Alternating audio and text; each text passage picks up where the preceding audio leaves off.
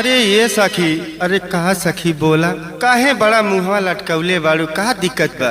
अरे का बताई सखी, अरे राते जौन गजब हो गई। सुना कि रतिया के बतिया का बताई गजबे भाई, अरे रतिया के बतिया का बताई गजबे भाई। अरे हम तो सोचनी सैया बड़ बाकी रहले जेठ जी,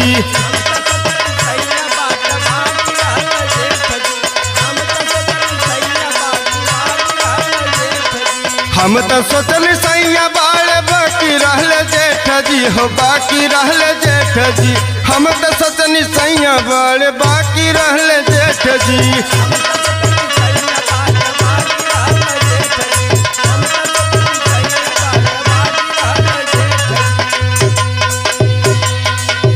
अरे पियावा के जैसे रहले मोछिया मुड़ावले, पीछा में से छुई के वो फीलिंग जगवले। हमारा के बहिया में लिहले लपेट जी,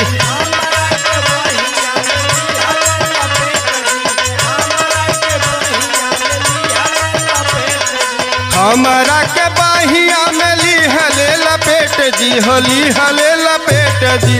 हम तो सोचनी सैया बड़ बाकी रहले जेठ जी।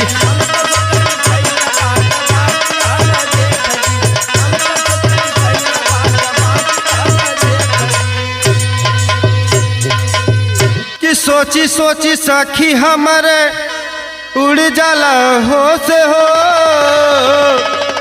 कि संजय आशीष शेखर मीनू मद होश हो, कि काई देहल देहिया के हमारे अनेत हो।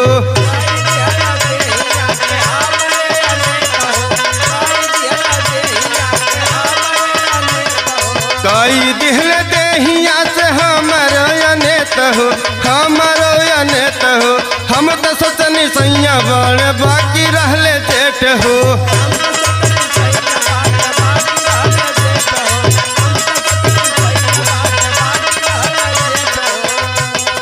हम तो सोचनी सैया बड़ बाकी रहले जेठ हो, बाकी रहले जेठ हो। हम तो सोचनी सैया बड़ बाकी रहले जेठ हो।